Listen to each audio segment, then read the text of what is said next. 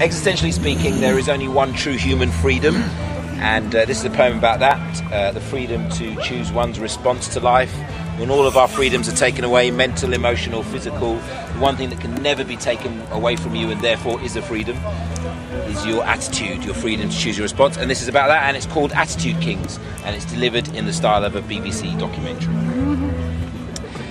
So the world is divided into two types of people, and I'm not talking about who I think's good and who I think's evil. I'm talking about the people who disbelieve the unbelievable. I'm talking about the achievers who achieve the unachievable. These are the people who seek to perceive the imperceivable, to dream the unfeasible and seize the keys to the unreachable. Somehow they're able to make the meaningless meaningful, to appease the unappeasable and redeem the irredeemable. And when they make mistakes, they make sure they're only venial. They do what needs to be done, even if it is completely menial. They're utterly dynamic, yet remain serenely peaceable. They never seem to panic. It seems like they've already seen it. In a sense, they can seem extremely unreasonable. For them, no disease is untreatable. Their attitude's unbeatable. It's inconceivable. Their inspiration is extremable. So I wrote this for it to be shared right here between us. And then there's the other 99% of humanity, lost in vanity, insanity, and Bible Belt Christianity. Ecological destruction, materialist induction, and numerous forms of hyper-violent tribal eruptions. Transport disruptions, shopping mall constructions, credit crunch hunger and public service reductions. Billions live in poverty with no political suction, yet often live more meaningful lives than half the population of London.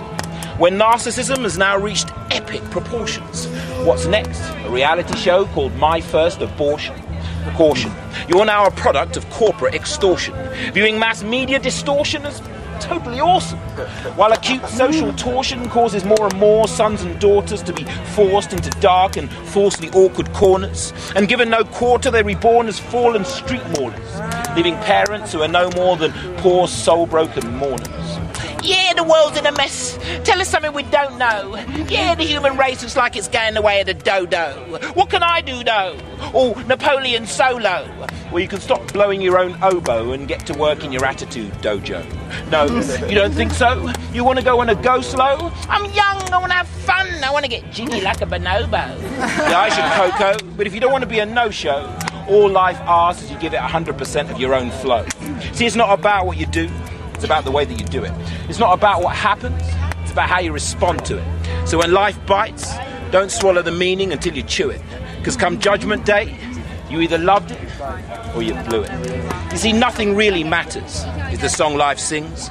So when death comes to call, he won't give a toss about your bling. What the world needs is the inspiration only you can bring. So be your own inspiration, be an attitude king.